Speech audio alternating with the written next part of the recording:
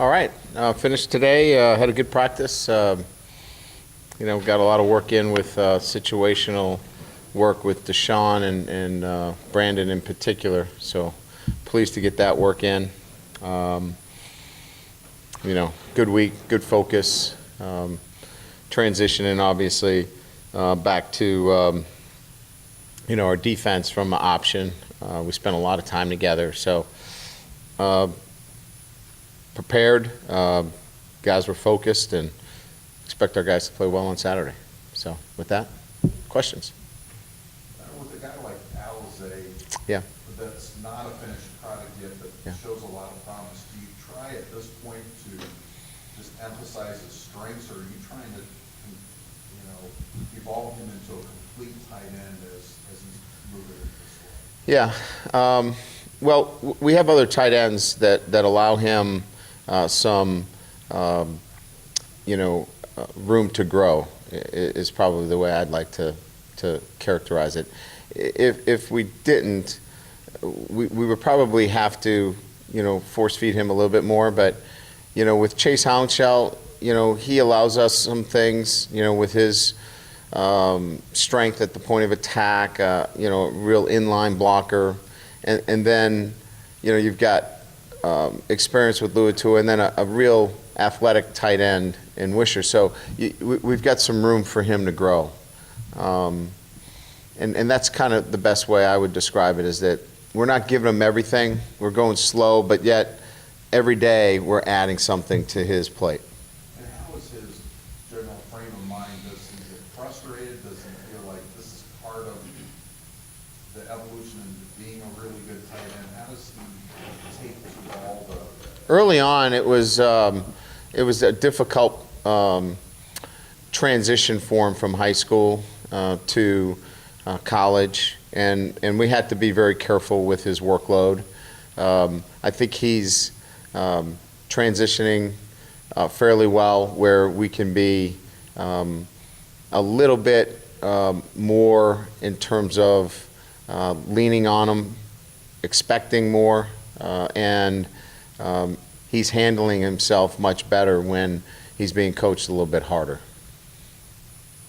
Frank, next, Redfield, make it through the week, okay? He did. Yeah, he'll start for us. Yes.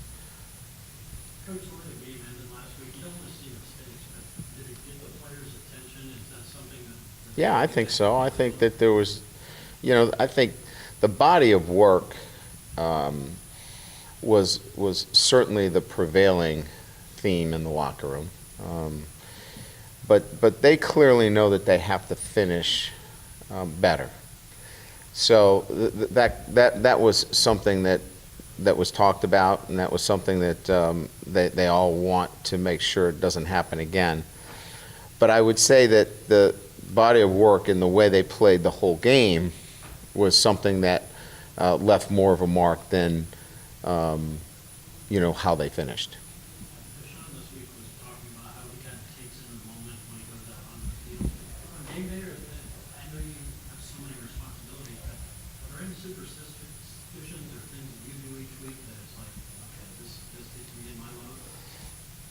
I've grown to appreciate each day at Notre Dame Stadium more and more, and I don't want to, sound, like I'm waxing philosophical, but I mean, it is such a special place that you when you're here now going on 6 years, you really appreciate coming out to the atmosphere that's been created in that stadium. I take it in for the first few minutes prior to the game, and then you're just locked into the game after that, and then after the game, enjoying the post game and the alma mater and singing the fight song. But other than that, there's no superstitions other than making sure the team's prepared. I know a couple of years ago, turf was a big issue. It seems like this team is built for that. They played really well. Has it worked out the way you wanted it to? It has. I mean, that was obviously the plan, was to, continue to build a football team that had speed and would play fast and would certainly use it to its benefit. I think the last few years, Delta has been one of your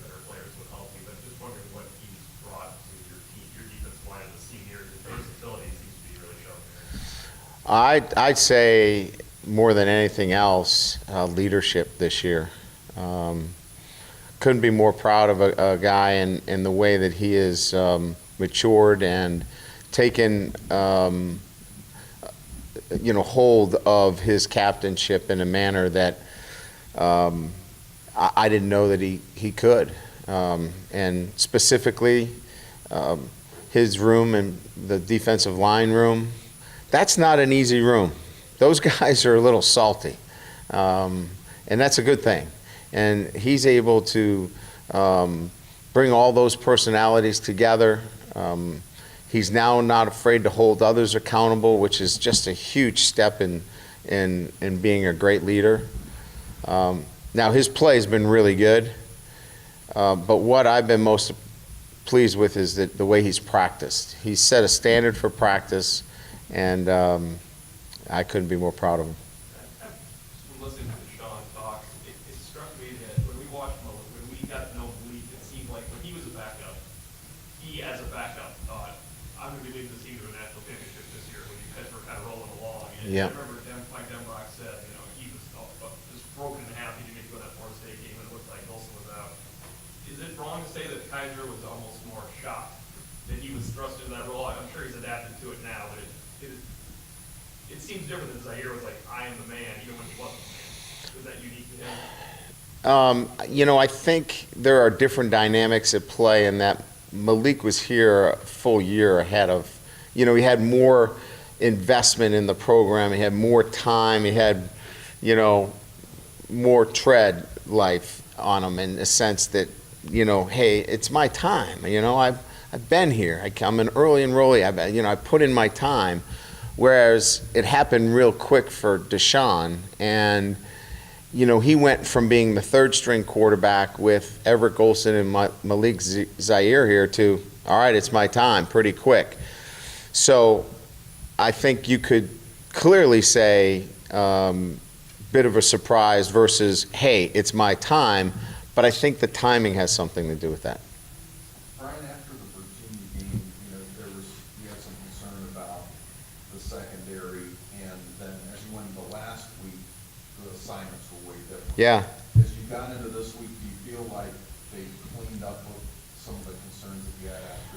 Well, we're still going to have to go out and play. This is Tajay Sharp and their combination of receiver, tight end combinations, the quarterback. We'll get tested. So, I'm not ready to say that, we've corrected everything. We're going to have to go out and play.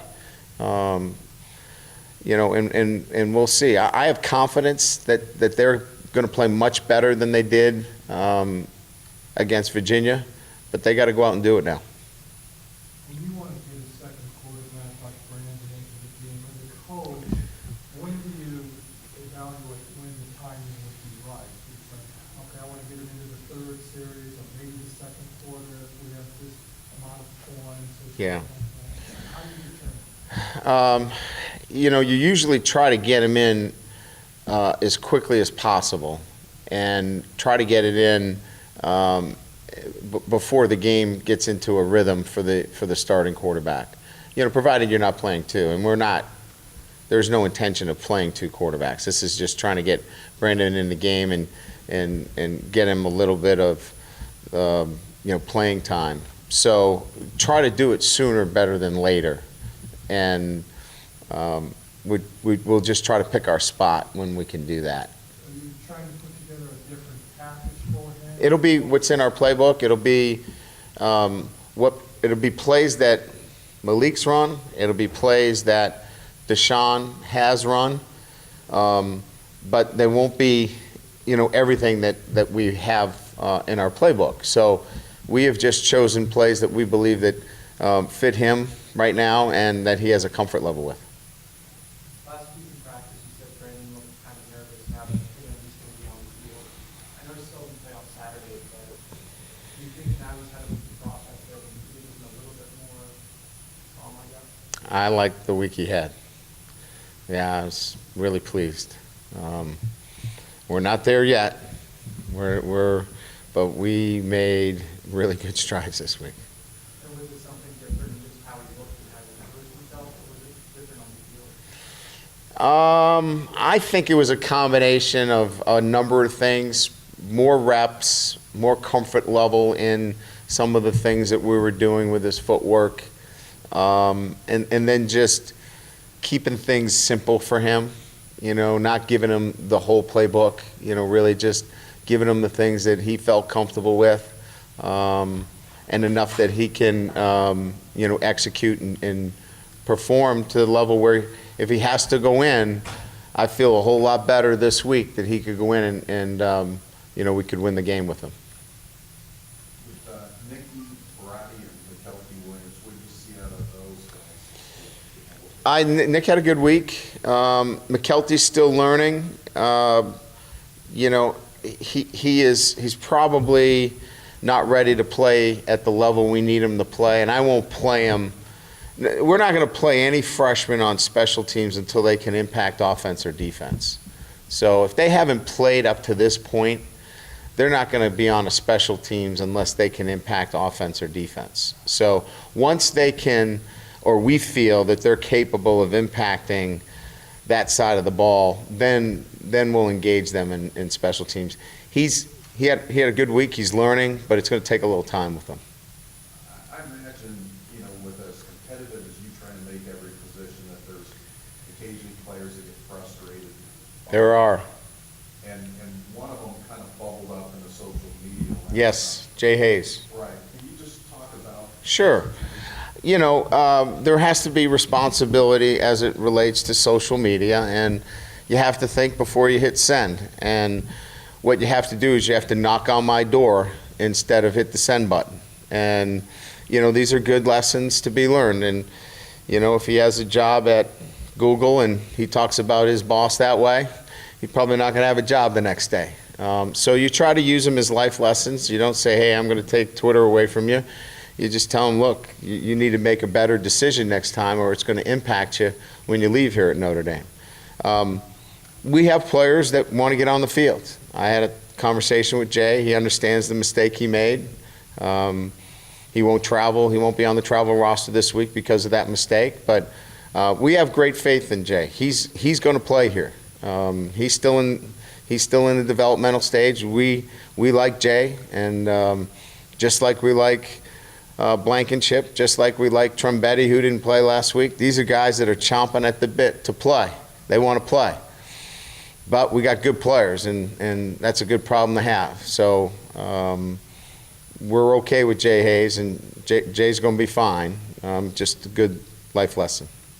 And speaking of chomping a bit, Justin Brent, is he chomping enough that he can push his way into that rotation? Well, that's a good question. He had a great week this week.